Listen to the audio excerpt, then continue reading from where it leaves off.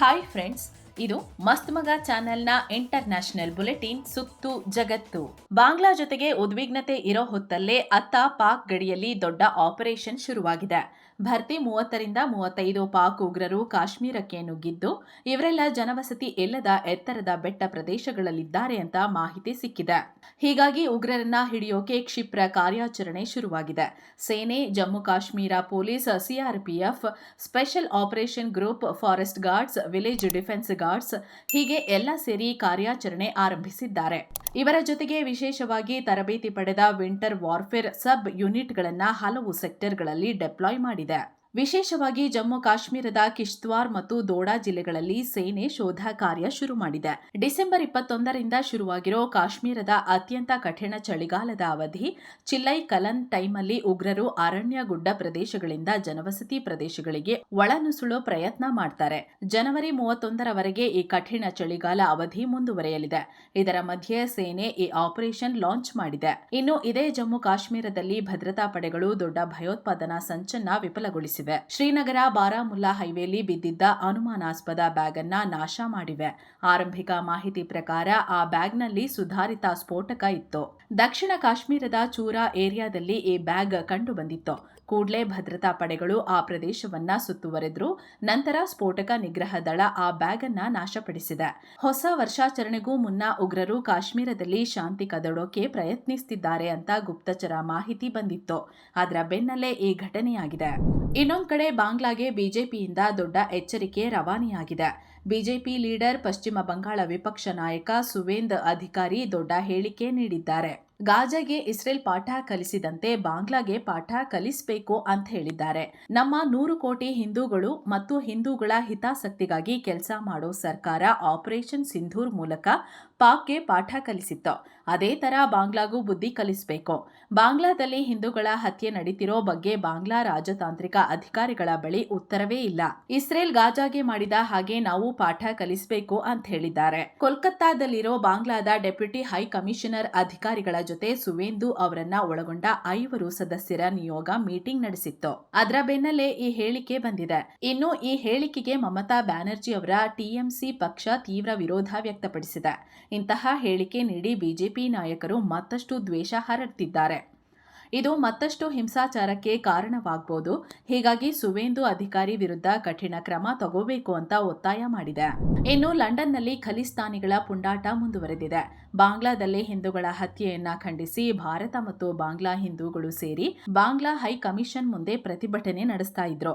ಇದಕ್ಕೆ ಖಲಿಸ್ತಾನಿಗಳು ಅಡ್ಡಿ ಮಾಡಿದ್ದಾರೆ. ಅಲ್ಲದೆ ಬಾಂಗ್ಲಾದೇಶಕ್ಕೆ ಸಪೋರ್ಟ್ ಮಾಡಿ ದುಸ್ಸಾಹಸ ಮೆರೆದಿದ್ದಾರೆ. ಬಾಂಗ್ಲಾ ಮತ್ತು ಖಲಿಸ್ತಾನಿ ಧ್ವಜ ಹಿಡಿದು ಪ್ರತಿಭಟನೆಗೆ ಅಡ್ಡಿ ಮಾಡಿದ್ದಾರೆ. ಇನ್ನೊಂದು ಕಡೆ ಬಾಂಗ್ಲಾದ ಹಿಂದೂಗಳು ಇತರ ಅಲ್ಪಸಂಖ್ಯಾತರೊಂದಿಗೆ ಸೇರಿ ಮುಂಬರೋ ಫೆಬ್ರವರಿ 12ರಂದು ನಡೆಯಲಿರೋ ಸಾರ್ವತ್ರಿಕ ಚುನಾವಣೆಗೆ ತಯಾರಿ ನಡೆಸುತ್ತಿದ್ದಾರೆ. ಈ ಹಿಂದೆ the Bangladesh minority Janata party BMJP ಅನ್ನೋ ಹೊಸ ಪಕ್ಷ ಕಟ್ಟಿದ್ರು. ಕಳೆದ ಏಪ್ರಿಲ್ನಲ್ಲೇ ಇದನ್ನ ರಿಜಿಸ್ಟರ್ ಕೂಡ ಮಾಡಿಸಲಾಗಿತ್ತು. ಈ ಪಕ್ಷ ಮುಂಬರೋ ಚುನಾವಣೆಯಲ್ಲಿ 300 ಸ್ಥಾನಗಳ ಪೈಕಿ 91 ಕಡೆ ಸ್ಪರ್ಧೆ ಮಾಡಲು ಸಿದ್ಧತೆ ಮಾಡಿಕೊಳ್ತಿದೆ. ಅದರಲ್ಲೂ ಹಿಂದೂಗಳು ಹೆಚ್ಚಿರೋ ಕಡೆ ಫೋಕಸ್ ಮಾಡಿ 40ರಿಂದ 45 ಸೀಟ್ ಗೆಲ್ಲೋ ಭರವಸೆ ಇದೆ ಅಂತ ಪಕ್ಷದ ಅಧ್ಯಕ್ಷ ಸುಕೃತಿ ಕುಮಾರ್ ಮಂಡಲ್ ಹೇಳಿದ್ದಾರೆ. ಅನಾರೋಗ್ಯ ಕಾರಣದಿಂದ ಢಾಕಾದ ಎವರ್ ಕೇರ್ ಆಸ್ಪತ್ರೆಯಲ್ಲಿ ಚಿಕಿತ್ಸೆ ಪಡೆಯುತ್ತಿರೋ ಬಾಂಗ್ಲಾ ಮಾಜಿ ಪ್ರಧಾನಿ ಖಲೀದಾ ಜಿಯಾರ ಆರೋಗ್ಯ ಸ್ಥಿತಿ ತುಂಬಾ ಹದಗೆಟ್ಟಿದೆ ಅಂತ ವೈದ್ಯರು ಹೇಳಿದ್ದಾರೆ. ಶ್ವಾಸಕೋಶದ ಸಮಸ್ಯೆ ಸೇರಿದಂತೆ ಹಲವು ಆರೋಗ್ಯ ಸಮಸ್ಯೆಗಳಿಂದ ಬಳಲ್ತಿರೋ ಖಲೀದಾ ಜಿಯಾರನ್ನ ಡಿಸೆಂಬರ್ 11ರಿಂದ ವೆಂಟಿಲೇಟರ್ ಸಪೋರ್ಟ್ನಲ್ಲಿಡಲಾಗಿದೆ. ಈಗ ಅವರ ಆರೋಗ್ಯ ತೀರಾ ಹದಗೆಟ್ಟಿದೆ ಅಂತ ಅವರ ಪರ್ಸನಲ್ ಡಾಕ್ಟರ್ ಹೇಳಿದ್ದಾರೆ. ಅತ್ತ ಪಾಕಿಸ್ತಾನದಲ್ಲಿ ಬಂಡುಕೋರರ ಅಬ್ಬರ ಕಂಟಿನ್ಯೂ ಆಗಿದೆ. ಇಷ್ಟು ದಿನ ಪಾಕ್ ಸೇನೆ ಜೊತೆ ಮುಖಾಮುಖಿಯಾಗಿ ಹೊಡೆದಾಡ್ತಿದ್ದ ಬಂಡುಕೋರರು ಈಗ ಮಾಡರ್ನ್ ವಾರ್ಫೇರ್ಗೆ ಶಿಫ್ಟ್ ಆಗಿದ್ದಾರೆ. ಕ್ವಾಡ್ ಕಾಪ್ಟರ್ ಡ್ರೋನ್ ಮೂಲಕ ಪಾಕ್ ಸೇನೆಯ ಚೆಕ್ಪೋಸ್ಟ್ ಮೇಲೆ ದಾಳಿ ಮಾಡಿದ್ದಾರೆ. ಪರಿಣಾಮ 2 ಪಾಕ್ ಸೈನಿಕರು ಸಾವನ್ನಪ್ಪಿದ್ದಾರೆ. ಇನ್ನಿಬ್ಬರು ಗಂಭೀರ ಗಾಯಗೊಂಡಿದ್ದಾರೆ. ಸಾವನ್ನಪ್ಪಿದವರನ್ನ ಹವಾಲ್ದಾರ್ ಆಸಿಫ್, ಸಿಪಾಯಿ ಹಶೀಂ ಅಂತ ಗುರುತಿಸಲಾಗಿದೆ. ಟಿಟಿಪಿಗಳ ಪ್ರಾಬಲ್ಯವಿರೋ ಖೈಬರ್ ಪಖ್ತೂನ್ಖ್ವಾ ಪ್ರಾಂತ್ಯದ ಟ್ಯಾಂಕ್ ಜಿಲ್ಲೆಯಲ್ಲಿ ದಾಳಿ ಮಾಡಲಾಗಿದೆ. ಇನ್ನೊಂದು ಕಡೆ ಇದೇ ಖೈಬರ್ ಪಖ್ತೂನ್ಖ್ವಾದ ಖೈಬರ್ ಜಿಲ್ಲೆಯಲ್ಲಿ ಪಾಕ್ನ ಫ್ರಾಂಟಿಯರ್ ಕೋರ್ ಪಡೆಯ ಸೈನಿಕರ ವಾಹನವನ್ನ ಗುರಿಯಾಗಿಸಿ ದಾಳಿ ಮಾಡಲಾಗಿದೆ. ಪರಿಣಾಮ 5 ಫ್ರಾಂಟಿಯರ್ ಕೋರ್ ಸೈನಿಕರು ಸೇರಿ 7 ಜನ ಗಾಯಗೊಂಡಿದ್ದಾರೆ. ಇದರಲ್ಲಿ ಕೆಲವರ ಸ್ಥಿತಿ ಗಂಭೀರವಾಗಿದೆ ಅಂತ ಪಾಕ್ ಅಧಿಕಾರಿಗಳು ಹೇಳಿದ್ದಾರೆ. ಸದ್ಯ ಈ 2 ದಾಳಿಗಳ ಹೊಣೆಯನ್ನ ಯಾವ ಸಂಘಟನೆ ಹೊತ್ಕೊಂಡಿಲ್ಲ. ಸದ್ಯ ಈ ಕುರಿತು ತನಿಖೆ ನಡೀತಿದೆ. ಇದೆಲ್ಲದರ ಮಧ್ಯೆ ಪಾಕಿಸ್ತಾನದ ಆಂತರಿಕ ದುಸ್ಥಿತಿ ಮತ್ತೊಮ್ಮೆ ಜಗಜ್ಜಾಹೀರಾಗಿದೆ. ಬರೀ 2 ವರ್ಷಗಳಲ್ಲಿ ಪಾಕಿಸ್ತಾನದಿಂದ 5,000 ಡಾಕ್ಟರ್ಸ್, 11,000 ಇಂಜಿನಿಯರ್ಸ್ ಮತ್ತು 13,000 ಅಕೌಂಟೆಂಟ್ಸ್ ವಿದೇಶಗಳಿಗೆ ಹಾರಿದ್ದಾರೆ. ಖುದ್ದು ಪಾಕ್ನ bureau of emigration and overseas employment ಈ ವರದಿ ನೀಡಿದೆ. ಪಾಕ್ನ ಆರ್ಥಿಕ ದಿವಾಳಿ ಮತ್ತು ರಾಜಕೀಯ ಅಸ್ಥಿರತೆ ನಡುವೆ ಈ ವರದಿ ಬಿಡುಗಡೆಯಾಗಿದೆ. ಇನ್ನು 2024ರಲ್ಲಿ ಪಾಕ್ನ 7,27,381 ಪ್ರಜೆಗಳು ವಿದೇಶಿ ಉದ್ಯೋಗಕ್ಕಾಗಿ ನೋಂದಾಯಿಸಿಕೊಂಡಿದ್ದಾರೆ. ಈ ವರ್ಷದ ನವೆಂಬರ್ ತನಕ 6,87,246 ಪಾಕ್ ಪ್ರಜೆಗಳು ವಿದೇಶಿ ಉದ್ಯೋಗಕ್ಕಾಗಿ ರಿಜಿಸ್ಟರ್ ಮಾಡಿಕೊಂಡಿದ್ದಾರೆ. 2011ರಿಂದ 2024ರ ನಡುವೆ ನರ್ಸ್ಗಳು ದೊಡ್ಡ ಪ್ರಮಾಣದಲ್ಲಿ ಪಾಕ್ನಿಂದ ಫಾರಿನ್ಗೆ ಹೋಗಿದ್ದಾರೆ. ಈ ಅವಧಿಯಲ್ಲಿ ನರ್ಸ್ಗಳ ವಲಸೆ 2,144% ಹೆಚ್ಚಾಗಿದೆ. ಈ ವರ್ಷ ಕೂಡ ಅದು ಕಂಟಿನ್ಯೂ ಆಗಿದೆ. ಈ ಥರ ಎಲ್ಲರೂ ಪಾಕ್ ಬಿಟ್ಟು ಓಡ್ತಿರೋದ್ರಿಂದ ಪಾಕ್ನ ಹೆಲ್ತ್ ಸೆಕ್ಟರ್ಗೆ ದೊಡ್ಡ ಹೊಡೆತ ಬೀಳ್ತಿದೆ ಅಂತ ಅಲ್ಲಿನ ತಜ್ಞರು ಕಳವಳ ವ್ಯಕ್ತಪಡಿಸಿದ್ದಾರೆ. ಇನ್ನು ಈ ರೀತಿ ವೈಟ್ ಕಾಲರ್ ಪ್ರೊಫೆಷನಲ್ಸ್ ದೇಶ ತೊರೆತಿದ್ದಂತೆ ಶೆಹಬಾಜ್ ಶರೀಫ್ ಸರ್ಕಾರ ಏರ್ಪೋರ್ಟ್ಗಳಲ್ಲಿ ಸೆಕ್ಯುರಿಟಿ ಟೈಟ್ ಮಾಡಿದೆ. ಈ ವರ್ಷದಲ್ಲೇ ಸುಮಾರು 66,154 ಪ್ರಯಾಣಿಕರನ್ನ ದೇಶ ಬಿಟ್ಟು ಹೋಗದಂತೆ ತಡೆಯಲಾಗಿದೆ. ಇನ್ನು ಈ data ಹೊರಬೀಳ್ತಿದ್ದಂತೆ ಪಾಕ್ನ first CDF Asim Munir ಆನ್ಲೈನ್ನಲ್ಲಿ ಫುಲ್ ಟ್ರೋಲ್ ಆಗ್ತಿದ್ದಾರೆ. ಕಳೆದ ಆಗಸ್ಟ್ನಲ್ಲಿ ಅಮೆರಿಕಾಗೆ ಭೇಟಿ ನೀಡಿ ಅಲ್ಲಿ ಪಾಕ್ ವಲಸಿಗರನ್ನ ಉದ್ದೇಶಿಸಿ ಮಾತನಾಡಿದ್ದ ಮುನೀರ್, ವಿದೇಶಿ ವಲಸೆಯಿಂದ ಪಾಕಿಸ್ತಾನಕ್ಕೆ ಲಾಭವಾಗ್ತಿದೆ, ಹಣ ಹರಿದು ಬರ್ತಿದೆ ಅಂತ ಹೇಳಿದ್ದ. ಈಗ ಟ್ರೋಲರ್ಸ್ ಮುನೀರ್ನ ಅಜ್ಞಾನದಿಂದ ಪಾಕ್ ವಿಪತ್ತಿಗೆ ಕಾರಣ ಆಗ್ಬೋದು. ದೇಶವೇ ಖಾಲಿಯಾಗ್ತಿದ್ರೆ ಅದನ್ನ ಲಾಭ ಅನ್ನೋದು ಮೂರ್ಖತನ ಅಂತ ಲೇವಡಿ ಮಾಡ್ತಿದ್ದಾರೆ. ರಷ್ಯಾಧ್ಯಕ್ಷ ಪುಟಿನ್ ಯುಕ್ರೇನ್ಗೆ ಬಿಗ್ ವಾರ್ನಿಂಗ್ ಕೊಟ್ಟಿದ್ದಾರೆ. ಯುಕ್ರೇನ್ ಶಾಂತಿ ಮಾರ್ಗದ ಮೂಲಕ ಈ ಸಂಘರ್ಷ ಕೊನೆಗೊಳಿಸೋಕೆ ಮುಂದಾಗಬೇಕು. ಇಲ್ಲ ಅಂದ್ರೆ ಯುಕ್ರೇನ್ ಒಳಗೆ ಸೇನೆ ನುಗ್ಗಿಸಿ ದಾಳಿ ಮಾಡ್ತೀವಿ, ಸ್ಪೆಷಲ್ ಮಿಲಿಟರಿ ಆಪರೇಷನ್ ಮಾಡಿ ಅದರ ಮೂಲಕ ತಮ್ಮ ಗುರಿಯನ್ನ ತಲುಪ್ತೀವಿ, ತಮಗೆ ಬೇಕಾದ ಜಾಗಗಳನ್ನ ವಶಪಡಿಸಿಕೊಳ್ತೀವಿ ಅಂತ ಪುಟಿನ್ ಎಚ್ಚರಿಕೆ ನೀಡಿದ್ದಾರೆ. ಈ ಕದನ ನಿಲ್ಲಿಸೋ ಸಂಬಂಧ ಫ್ಲೋರಿಡಾದಲ್ಲಿ ಅಮೆರಿಕ ಅಧ್ಯಕ್ಷ ಟ್ರಂಪ್ ಮತ್ತು ಯುಕ್ರೇನ್ ಅಧ್ಯಕ್ಷ ಝೆಲೆನ್ಸ್ಕಿ ಮಧ್ಯೆ ಮಾತುಕತೆ ನಡೆಯೋ ಸ್ವಲ್ಪ ಹೊತ್ತಿನ ಮುಂಚೆನೆ ಪುಟಿನ್ ಈ ಹೇಳಿಕೆ ನೀಡಿದ್ದಾರೆ. ಇನ್ನೊಂದು ಕಡೆ ಪುಟಿನ್ ಹೇಳಿಕೆಗೂ ಮುನ್ನ ರಷ್ಯಾ ಯುಕ್ರೇನ್ ಮೇಲೆ 500 ಡ್ರೋನ್ ಹಾಗೂ 40 ಮಿಸೈಲ್ ಹಾರಿಸಿ ದಾಳಿ ಮಾಡಿತ್ತು. ಅದಕ್ಕೆ ಝೆಲೆನ್ಸ್ಕಿ ಪ್ರತಿಕ್ರಿಯೆ ನೀಡಿದ್ದಾರೆ. ಕೀವ್ ಮತ್ತು ಅದರ ಸುತ್ತಮುತ್ತಲಿನ ಪ್ರದೇಶದ ಮೇಲೆ 10 ಗಂಟೆ ಕಾಲ ನಡೆದ ದಾಳಿನೇ ನಮ್ಮ ಶಾಂತಿ ಪ್ರಯತ್ನಗಳಿಗೆ ರಷ್ಯಾ ನೀಡಿದ ಉತ್ತರ.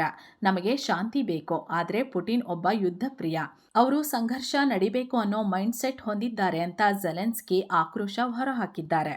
ಇನ್ನು ಟ್ರಂಪ್ ಭೇಟಿ ವೇಳೆ ಯುಕ್ರೇನ್ಗೆ ಯುರೋಪಿಯನ್ ಕಮಿಷನ್ ನೆರವು ನೀಡ್ತಿರೋ ಬಗ್ಗೆ ಹಾಗೂ ಯುಕ್ರೇನ್ಗೆ ಸೆಕ್ಯುರಿಟಿ ಗ್ಯಾರಂಟಿ ನೀಡೋ ಬಗ್ಗೆ ಡಿಸ್ಕಸ್ ಮಾಡ್ತೀನಿ ಅಂತ ಝೆಲೆನ್ಸ್ಕಿ ಹೇಳಿದ್ದಾರೆ. ಇನ್ನು ಇದಕ್ಕೂ ಮುಂಚೆ ಝೆಲೆನ್ಸ್ಕಿ ಕೆನಡಾಗೆ ಭೇಟಿ ನೀಡಿ ಅಲ್ಲಿನ ಪಿಎಂ ಮಾರ್ಕ್ ಕಾರ್ನಿ ಅವರನ್ನ ಮೀಟ್ ಮಾಡಿದ್ದಾರೆ. ಈ ವೇಳೆ ಯುಕ್ರೇನ್ಗೆ ಕೆನಡಾ ಕಡೆಯಿಂದ $2.5 ಬಿಲಿಯನ್ ಆರ್ಥಿಕ ನೆರವು ನೀಡ್ತೀವಿ ಅಂತ ಕಾರ್ನಿ ಘೋಷಿಸಿದ್ದಾರೆ. ಸಂಘರ್ಷದಿಂದ ಹಾನಿಗೊಳಗಾದ ಯುಕ್ರೇನ್ಗೆ ಚೇತರಿಸಿಕೊಳ್ಳಲು ಇದರಿಂದ ಮತ್ತಷ್ಟು ನೆರವಾಗಲಿದೆ ಅಂತ ಕಾರ್ನಿ ಹೇಳಿದ್ದಾರೆ. ಇದಕ್ಕಾಗಿ ಝೆಲೆನ್ಸ್ಕಿ ಕಾರ್ನಿಗೆ ಧನ್ಯವಾದ ಹೇಳಿದ್ದಾರೆ. ಇನ್ನು ಸ್ನೇಹಿತರೆ, ನೀವು ಕೂಡ ಮೆಂಬರ್ ಓನ್ಲಿ ವಿಡಿಯೋ ನೋಡೋಕೆ ವಿಡಿಯೋ ಕೆಳಗಿರೋ ಜಾಯಿನ್ ಆಪ್ಷನ್ ಕ್ಲಿಕ್ ಮಾಡಿ ಮಸ್ತ್ ಮಗ ಪ್ರೀಮಿಯಂ ಮೆಂಬರ್ಶಿಪ್ ಪಡ್ಕೋಬಹುದು. ಬನ್ನಿ ಈಗ ಸುದ್ದಿಯಲ್ಲಿ ಮುಂದುವರಿಯೋಣ. ಇತ್ತ ಮಿಡಲ್ ಈಸ್ಟ್ನಿಂದ ಅಮೆರಿಕ ಮತ್ತವರ ಮಿತ್ರರ ವಿರುದ್ಧ ಇರಾನ್ ದೊಡ್ಡ ಹೇಳಿಕೆ ಕೊಟ್ಟಿದೆ. ಇಸ್ರೇಲ್, ಅಮೆರಿಕ ಮತ್ತು ಯುರೋಪ್ ಎಲ್ಲರೂ ನಮ್ಮ ಮೇಲೆ ಪೂರ್ಣ ಪ್ರಮಾಣದ ಯುದ್ಧ ನಡೆಸ್ತಿವೆ ಅಂತ ಇರಾನ್ ಅಧ್ಯಕ್ಷ ಮಸೌದ್ ಪೆಜೆಸ್ಕಿಯನ್ ಹೇಳಿದ್ದಾರೆ. ಅಲ್ಲದೆ ನಮ್ಮ ದೇಶ ಅವರೊಂದಿಗೆ ಟೋಟಲ್ ವಾರ್ನಲ್ಲಿದೆ, ನಮ್ಮನ್ನ ಮಂಡಿಯೂರಿಸೋಕೆ ಅವರು ಬಯಸ್ತಿದ್ದಾರೆ. ಈಗಿನ ಸಂಘರ್ಷ 1980ರ ದಶಕದ ಇರಾಕ್ ಜೊತೆಗಿನ ಯುದ್ಧಕ್ಕಿಂತ ಕೆಟ್ಟದಾಗಿದೆ, ಹೆಚ್ಚು ಕಾಂಪ್ಲೆಕ್ಸ್ ಮತ್ತು ಡಿಫಿಕಲ್ಟ್ ಆಗಿದೆ ಅಂದಿದ್ದಾರೆ. ಜೊತೆಗೆ ಇರಾಕ್ ಯುದ್ಧದಲ್ಲಿ ಪರಿಸ್ಥಿತಿ ಸ್ಪಷ್ಟವಾಗಿತ್ತು, ಅವರು ಮಿಸೈಲ್ ಹಾರಿಸಿದ್ರು, ನಾವು ವಾಪಸ್ ಎಲ್ಲಿ ದಾಳಿ ಮಾಡಬೇಕು ಅನ್ನೋದು ಸ್ಪಷ್ಟವಾಗಿತ್ತು. ಆದರೆ ಈ ಯುದ್ಧ ಫುಲ್ ಡಿಫರೆಂಟ್ ಆಗಿದೆ, ಪ್ರತಿ ಹಂತದಲ್ಲೂ ನಮ್ಮನ್ನ ಕಟ್ಟಿ ಹಾಕ್ತಿದ್ದಾರೆ, ಆರ್ಥಿಕವಾಗಿ, ಸಾಂಸ್ಕೃತಿಕವಾಗಿ, ರಾಜಕೀಯವಾಗಿ, ಭದ್ರತೆ ವಿಷಯದಲ್ಲಿ ಸಮಸ್ಯೆಗಳನ್ನ ಸೃಷ್ಟಿಸುತ್ತಿದ್ದಾರೆ ಅಂತ ಹೇಳಿದ್ದಾರೆ. ಅಂದಹಾಗೆ ಇಸ್ರೇಲ್ ಪ್ರಧಾನಿ ಬೆಂಜಮಿನ್ ನೆತನ್ಯಾಹು ಡಿಸೆಂಬರ್ 29ನೇ ತಾರೀಖು ಇರಾನ್ ಮೇಲೆ ದಾಳಿ ಮಾಡೋ ಬಗ್ಗೆ ಅಮೆರಿಕ ಅಧ್ಯಕ್ಷ ಟ್ರಂಪ್ಗೆ ಬ್ರೀಫಿಂಗ್ ಮಾಡಲಿದ್ದಾರೆ ಅನ್ನೋ ಮಾಹಿತಿ ಇದೆ. ಅದರ ನಡುವೆ ಇರಾನ್ ಈ ಹೇಳಿಕೆ ನೀಡಿದೆ. ಇನ್ನು ಇಸ್ರೇಲ್ ಸೊಮಾಲಿಲ್ಯಾಂಡ್ಗೆ ಅಧಿಕೃತ ಮಾನ್ಯತೆ ಕೊಟ್ಟ ಬೆನ್ನಲ್ಲೇ ಟ್ರಂಪ್ ರಿಯಾಕ್ಟ್ ಮಾಡಿದ್ದಾರೆ. ಸೊಮಾಲಿಲ್ಯಾಂಡ್ ರೆಕಗ್ನೈಸ್ ಮಾಡೋದನ್ನ ವಿರೋಧಿಸ್ತೀನಿ ಅಂದಿದ್ದಾರೆ. ಯಾರಿಗಾದ್ರೂ ಸೊಮಾಲಿಲ್ಯಾಂಡ್ ಅಂದ್ರೆ ಏನಂತ ಗೊತ್ತಾ ಅಂತ ಪ್ರಶ್ನೆ ಮಾಡಿದ್ದಾರೆ. ನ್ಯೂಯಾರ್ಕ್ ಪೋಸ್ಟ್ ಇಂಟರ್ವ್ಯೂನಲ್ಲಿ ಟ್ರಂಪ್ ಈ ತರ ಹೇಳಿದ್ದಾರೆ. ಇನ್ನು ಮಯನ್ಮಾರ್ನಲ್ಲಿ ಸೇನಾ ದಂಗೆ ನಂತರ ಇದೇ ಮೊದಲ ಬಾರಿಗೆ ಎಲೆಕ್ಷನ್ ನಡೀತಿದೆ.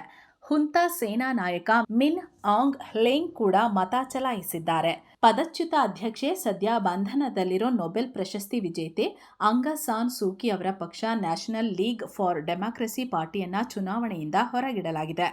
ಜೊತೆಗೆ ಬಂಡುಕೋರ ಸಂಘಟನೆಗಳ ಕಂಟ್ರೋಲ್ನಲ್ಲಿರೋ ಪ್ರದೇಶಗಳನ್ನ ಕೂಡ ಚುನಾವಣೆಯಿಂದ ಹೊರಗಿಡಲಾಗಿದೆ. ಇನ್ನು ಈ ಚುನಾವಣೆಯನ್ನ ನಕಲಿ ಅಂತ ಕರೆಯಲಾಗ್ತಿದೆ. ಹುಂತಾ ಆಡಳಿತವನ್ನ ಕಾನೂನುಬದ್ಧಗೊಳಿಸೋಕೆ ಈ ರೀತಿ ಎಲೆಕ್ಷನ್ ಮಾಡ್ತಿದ್ದಾರೆ ಅಂತ ಟೀಕೆ ವ್ಯಕ್ತವಾಗ್ತಿದೆ. ಜಪಾನ್ ಗುನ್ಮಾ ಪ್ರದೇಶದ ಹೈವೇಯೊಂದರಲ್ಲಿ ಭಾರೀ ಹಿಮಪಾತದಿಂದ ದೊಡ್ಡ ಅಪಘಾತವಾಗಿದೆ. ಪರಿಣಾಮ 2 ಮೃತಪಟ್ಟು 26 ಜನ ಗಾಯಗೊಂಡಿದ್ದಾರೆ. ಕಾನ್ ಎಟ್ಸು ಎಕ್ಸ್‌ಪ್ರೆಸ್ ವೇನಲ್ಲಿ ಸುಮಾರು 67ಕ್ಕೂ ಹೆಚ್ಚಿನ ವಾಹನಗಳು ಒಂದಕ್ಕೊಂದು ಡಿಕ್ಕಿ ಹೊಡೆದಿವೆ.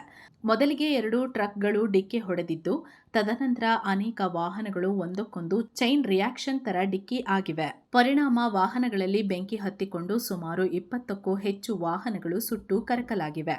ಅಗ್ನಿಶಾಮಕ ತಂಡ ಮತ್ತು ಪೊಲೀಸರು ಸುಮಾರು 7 ಗಂಟೆಗಳ ಕಾರ್ಯಾಚರಣೆ ನಂತರ ಬೆಂಕಿ ನಂದಿಸುವಲ್ಲಿ ಯಶಸ್ವಿಯಾಗಿದ್ದಾರೆ. ಅತ್ತ ಅಮೆರಿಕದಲ್ಲೂ ಹಿಮಪಾತ ದೊಡ್ಡ ಅವಾಂತರ ಸೃಷ್ಟಿಸಿದ್ದು, ಸುಮಾರು 1500 ವಿಮಾನಗಳು ಕ್ಯಾನ್ಸಲ್ ಆಗಿವೆ. ನ್ಯೂಯಾರ್ಕ್ ಸಿಟಿಯಲ್ಲಿ ಶುಕ್ರವಾರ ರಾತ್ರಿಯಿಂದ ಶನಿವಾರ ಬೆಳಗ್ಗೆವರೆಗೂ ಹಿಮ ಸುರಿದಿದೆ. ಇನ್ನು ಗ್ರೇಟ್ ಲೇಕ್ ಪ್ರದೇಶದಲ್ಲಿ ಕೂಡ ಇದೇ ಪರಿಸ್ಥಿತಿ ಮುಂದುವರೆದಿದೆ. ಕನೆಕ್ಟಿಕಟ್, ಮ್ಯಾಸಚೂಸೆಟ್ಸ್ ಮತ್ತು ರೋಡ್ ಐಲ್ಯಾಂಡ್ ರಾಜ್ಯಗಳಲ್ಲಿ ಇನ್ನೂ ಹೆಚ್ಚಿನ ಹಿಮಪಾತ ಆಗೋ ಸಾಧ್ಯತೆ ಇದೆ ಅಂತ ಯುಎಸ್ನ ಹವಾಮಾನ ಇಲಾಖೆ ಎಚ್ಚರಿಕೆ ನೀಡಿದೆ. ಅಮ್ಮುರ್ ಫಾಲ್ಕನ್ ಗಿಡುಗಗಳು ಅತಿ ವೇಗದಲ್ಲಿ ಚಲಿಸಿ ಮತ್ತೊಂದು ದಾಖಲೆ ಬರೆದಿವೆ. ಬರೇ 6 ದಿನದಲ್ಲಿ 6000 ಕಿಲೋಮೀಟರ್ ದೂರ ಹಾರಾಟ ನಡೆಸಿದೆ. ಕಳೆದ ನವೆಂಬರ್ 11ರಂದು ಮಣಿಪುರದ ತಮೆಂಗ್ಲಾಂಗ್ ಜಿಲ್ಲೆಯಲ್ಲಿ ಅಪಾಪಾಂಗ್, ಅಲಾಂಗ್ ಮತ್ತು ಅಹು ಅನ್ನೋ 3 ಹಕ್ಕಿಗಳಿಗೆ ಸ್ಯಾಟಲೈಟ್ ಟ್ಯಾಗ್ ಅಳವಡಿಸಿ ಹಾರಿಬಿಡಲಾಗಿತ್ತು. ಕೇವಲ 150 ಗ್ರಾಂ ತೂಕದ ಈ ಪುಟ್ಟ ಹಕ್ಕಿಗಳು ಈಗ ಆಫ್ರಿಕಾ ತಲುಪಿವೆ. ಈ 3 ಹಕ್ಕಿಗಳ ಪೈಕಿ ಅಪಗಾಂಗ್ ಅತ್ಯಂತ ವೇಗವಾಗಿ ಪ್ರಯಾಣ ಬೆಳೆಸಿದೆ. ಇದಕ್ಕೆ ಆರೆಂಜ್ ಕಲರ್ ಟ್ಯಾಗ್ ಅಳವಡಿಸಲಾಗಿತ್ತು. ಇದು ಕೇವಲ 6 ದಿನದಲ್ಲಿ 6100 ಕಿಲೋಮೀಟರ್ ಟ್ರಾವೆಲ್ ಮಾಡಿದೆ. ಭಾರತದಿಂದ ಹೊರಟು ಅರಬ್ಬಿ ಸಮುದ್ರದ ಮೂಲಕ ಕೀನ್ಯಾ ರೀಚ್ ಆಗಿದೆ. ಅತ್ತ ಅಲಾಂಗ್ ಅನ್ನೋ ಚಿಕ್ಕ ಹಕ್ಕಿಗೆ ಯೆಲ್ಲೋ ಟ್ಯಾಗ್ ಜೋಡಿಸಲಾಗಿತ್ತು. ಇದು ತೆಲಂಗಾಣ, ಮಹಾರಾಷ್ಟ್ರದಲ್ಲಿ ಹಾರಾಟ ನಡೆಸಿ 5600 ಕಿಲೋಮೀಟರ್ ಚಲಿಸಿ ಕೀನ್ಯಾ ತಲುಪಿದೆ. ಇನ್ನೊಂದು ಕಡೆ ಚಿಕ್ಕದಾಗಿರೋ ಅಹು ಪಕ್ಷಿ ಬಾಂಗ್ಲಾ ಮೂಲಕ ಹಾರಿ 5100 ಕಿಲೋಮೀಟರ್ ಜರ್ನಿ ಮಾಡಿ ಕೊನೆಗೆ ಹಾರ್ನ್ ಆಫ್ ಆಫ್ರಿಕಾ ಅಂದ್ರೆ ಸೊಮಾಲಿಯಾ ರೀಚ್ ಆಗಿದೆ. ಇವು ಪ್ರತಿ ಗಂಟೆಗೆ ಸರಾಸರಿ 45ರಿಂದ 50 ಕಿಲೋಮೀಟರ್ ವೇಗದಲ್ಲಿ ಹಾರುತ್ತವೆ. Wildlife institute of India WII ವಿಜ್ಞಾನಿಗಳು ಟ್ಯಾಗ್ ಅಳವಡಿಸಿದ ಕಾರಣ ಇದೆಲ್ಲ ಗೊತ್ತಾಗಿದೆ. ಇನ್ನು ತೈವಾನ್ನಲ್ಲಿ ಶನಿವಾರ ರಾತ್ರಿ 7.0 ತೀವ್ರತೆಯ ಪ್ರಬಲ ಭೂಕಂಪ ಸಂಭವಿಸಿದೆ. ರಾಜಧಾನಿ ತೈಪೇನಲ್ಲಿ ದೊಡ್ಡ ಮಟ್ಟದಲ್ಲಿ ಭೂಮಿ ಕಂಪಿಸಿದೆ. ಸದ್ಯ ಯಾವುದೇ ಸಾವು ನೋವಿನ ವರದಿಯಾಗಿಲ್ಲ. ಇಲಾನ್ ಪ್ರದೇಶದ ಪೂರ್ವಕ್ಕೆ 30 ಕಿಲೋಮೀಟರ್ ದೂರದಲ್ಲಿ ಕಂಪನದ ಕೇಂದ್ರ ಬಿಂದು ಪತ್ತೆಯಾಗಿದೆ. ಇನ್ನು ಉತ್ತರ ಅಮೆರಿಕ ದೇಶ ಗ್ವಾಟೆಮಾಲಾದಲ್ಲಿ ಭೀಕರ ರಸ್ತೆ ಅಪಘಾತ ಆಗಿದೆ. ಪ್ಯಾಸೆಂಜರ್ ಬಸ್ ಒಂದು ನಿಯಂತ್ರಣ ತಪ್ಪಿ ಆಳವಾದ ಕಣಿವೆಗೆ ಬಿದ್ದಿದ್ದು 15 ಜನ ಸಾವನ್ನಪ್ಪಿದ್ದಾರೆ. 19 ಜನ ಗಂಭೀರವಾಗಿ ಗಾಯಗೊಂಡಿದ್ದಾರೆ. ದಟ್ಟವಾದ ಮಂಜು ಆವರಿಸಿದ್ರಿಂದ ಗೋಚರತೆ ಕಮ್ಮಿಯಾಗಿ ಈ ಅಪಘಾತ ಆಗಿದೆ ಅಂತ ಹೇಳಲಾಗ್ತಿದೆ. ಇನ್ನು ಡ್ರ್ಯಾಗನ್ ಚೀನಾ ಹೊಸ ದಾಖಲೆ ಬರೆದಿದೆ. ಚೀನಾದ ಮ್ಯಾಗ್ಲೇವ್ ಟ್ರೈನ್ ಕೇವಲ 2 ಸೆಕೆಂಡ್ಗಳಲ್ಲಿ ಗಂಟೆಗೆ 700 ಕಿಲೋಮೀಟರ್ ವೇಗವನ್ನ ತಲುಪುವ ಮೂಲಕ ವಿಶ್ವವನ್ನೇ ನಿಬ್ಬೆರಗಾಗಿಸಿದೆ. ಇದರಲ್ಲಿ superconducting magnetic levitation technology maglev ಬಳಸಲಾಗಿದೆ. 400 ಮೀಟರ್ನ ಎಕ್ಸ್ಪೆರಿಮೆಂಟಲ್ ಟ್ರ್ಯಾಕ್ನಲ್ಲಿ ಚೀನಾದ ವಿಜ್ಞಾನಿಗಳು ಈ ಪರೀಕ್ಷೆ ನಡೆಸಿದ್ದಾರೆ. ಈ ಟ್ರೈನ್ ಬರೋಬ್ಬರಿ 1.1 ಟನ್ ತೂಕ ಹೊತ್ತು ಹೈ ಸ್ಪೀಡ್ನಲ್ಲಿ ಮೂವ್ ಆಗಿದೆ. ಇದರಲ್ಲಿ ಮ್ಯಾಗ್ನೆಟಿಕ್ ಟೆಕ್ನಾಲಜಿ ಇರೋದ್ರಿಂದ ಇದು ಟ್ರ್ಯಾಕ್ ಮೇಲೆ ತೇಲುತ್ತದೆ. ಸಾಂಪ್ರದಾಯಿಕ ಟ್ರೈನ್ಗಳಂತೆ ಇದಕ್ಕೆ ಗಾಲಿಗಳಿಲ್ಲ, ಘರ್ಷಣೆ ಕೂಡ ಮಾಡಲ್ಲ. ಈ ರೈಲಿನ ಬಗ್ಗೆ ನಿಮಗೆ ಈ ಮುಂಚೆಯೇ ಈ ವಿಡಿಯೋದಲ್ಲಿ ಮಾಹಿತಿ ಕೊಟ್ಟಿದ್ವಿ, ನೀವು ಇದನ್ನ ಚೆಕ್ ಮಾಡ್ಬೋದು. ಸೊ ಫ್ರೆಂಡ್ಸ್, ಇದಾಗಿತ್ತು ಇವತ್ತಿನ ಜಗತ್ತಿನ ಸುತ್ತಾಟ. ಮತ್ತೆ ಭೇಟಿಯಾಗ್ತಿರೋಣ. ನಮಸ್ಕಾರ.